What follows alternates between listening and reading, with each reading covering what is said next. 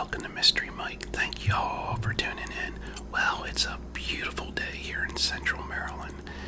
Well, what I'm going to talk about is about trout fishing. Now, around here in Central Maryland, trout fishing is a big thing in the springtime. Early springtime, they do a lot of stock in the streams with rainbow trout. But as summer goes on, because they're fish so heavy and the water warms up and they're not a native and they're not producing on their own, they're caught pretty soon, and then it dwindles out, the fishing for trout, real soon. But in different parts of the country, once the weather gets cooler, and if it's a area where they're not fished heavy and they're native to those streams, the trout are there to be caught.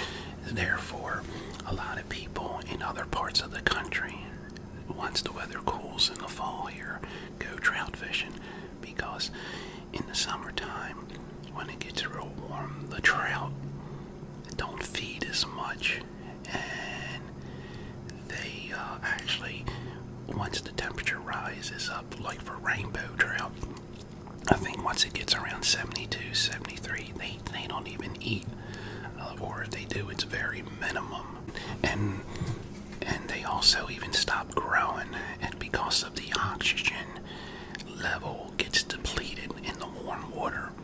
And now if you get further out in the mountains of Maryland, it might change, but here in Central Maryland, it's sort of like that.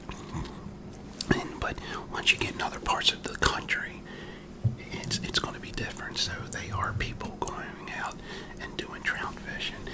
Now, I don't have any rigs that I have for trout fishing, but my brother said he has one or two rigs that he actually made up for trout. But I don't know when I'm going to get him back up here. I don't know if he's going to be back up in enough time for trout fishing. I'm trying to get him up here to do some rock fishing. He lives a little ways from me, really not that far, but he's so busy. He might be up for some deer hunting. But if he does, I'll ask him to bring those rigs. But I'll just show you some things that I use in the spring, and then I'll tell you something that I have used in like late spring. Around here they use power baits, and I have used power baits. I've used a little bit of everything, and it seems these bright sparkly colors always does the trick. But there's some there. Now I don't even know if I used any of this year, but that's one kind of power bait. Then here's another power bait. Now you notice they always have those sparkly colors, and the same thing with the lures. Those sparkly colors, for me anyway, seems to always do better for the trout.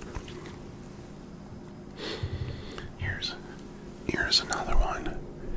I'll actually take one of these out. Now, from what I understand, in these hatcheries, these trout are fed a lot of corn. So people take a can of corn, hook up like maybe a number 6 hook, fill them up with corn. They'll chum corn out into the stream, then they'll load their hook up and throw it out. They'll catch trout that way as well. I wonder what this stuff smells like. Whew. Not the best. Let's put it this way, I wouldn't need it. But there's a little power bait.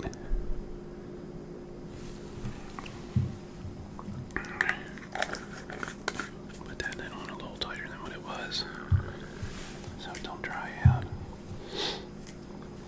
Now, here's a neat little lure. I've probably caught trout on all these, but I'll show you the ones that I think do better. But what's a pain in the butt is when these little spoons do not spin. These little metal things there, these little spoons that are attached. It's so annoying when you're pulling it through the water and they don't spin.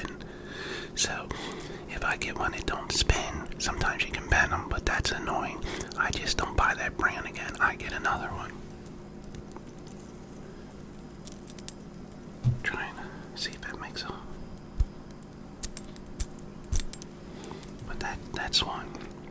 And that's a certain kind of fly. I don't know the name of it. My brother would, but I don't.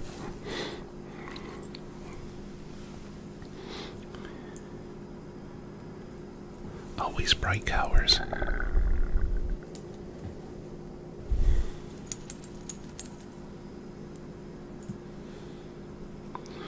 Another little fly on the end there. Bright colors. Now here's one. Let me see. Yeah, now see this one here. See how that little spoon there, that little piece of metal. See how it's rainbow colored up. See how it's rainbow colored up. They seem to do well for rainbow trout.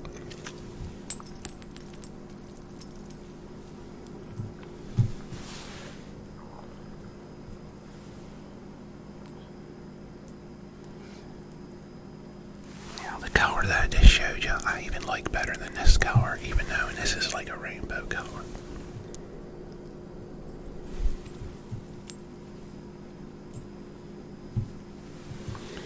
Here's one. I might be showing you some of the same ones, but actually, I think this is different. Another little fly died there.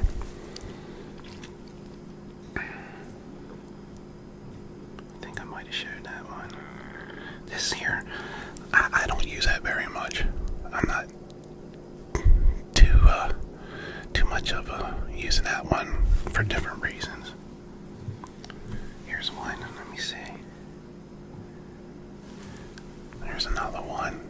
I like the color of the body, but I'm not crazy over the spoon color there, or the blade.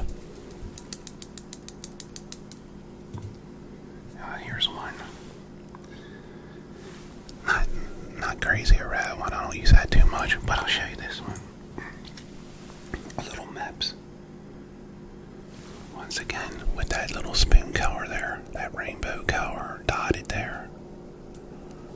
I like it. I like using it.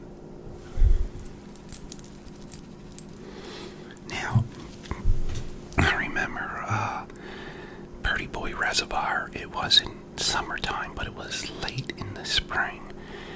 It could have been maybe as early as the beginning of summer. And what I noticed for these rainbow trout, I just took a small hook, probably a number 6. That's my favorite size hook for a lot of things. And I got real small night crawlers, maybe 2 inches. And it was kind of neat because when I go bass fishing and different kinds of fish I go for, I always want the big ones. And you never just, it's hard to find them. But at this time I wanted the little ones, and I found a lot of them. And what I did is I used that number 6 hook and put that little worm on it. And I went at the bottom of this reservoir. It was called Purdy Boy. And I went into the deep holes. You know how you find the deep holes and the little pools and stuff to catch these trout. And I'm telling you, I caught my limit of trout. And the two, my brother was with me, he caught his limit. And the other guy caught his limit. And my brother and the other guy were up there a couple days before I were and caught their limit. And they were nice sized trout for in this area, 10 inches, 12 inches. And they were all caught on the little 2-inch worms and a little hook, and just hook that up to your either swivel snap or maybe right onto your string, and no split shot or nothing, just throw it and let it drift. And we really did well. Well, I hope there were some nice tips I gave you. Anybody out there trout fishing still or getting ready to go, let me know. I thank everybody for letting me know about their hunting trips or fishing trips, because it's really neat. I love to hear that. I know what's going on in different parts of the country that I'm unable to get to, and it's really neat. And different parts of the world that I probably never get to, won't be able to afford it.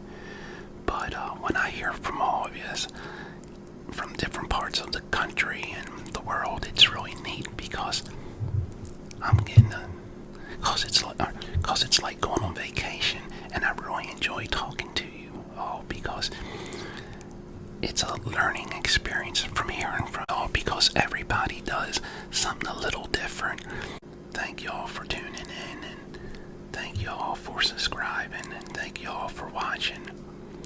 And just remember, be someone important. Be yourself. Until next time, God bless. See ya.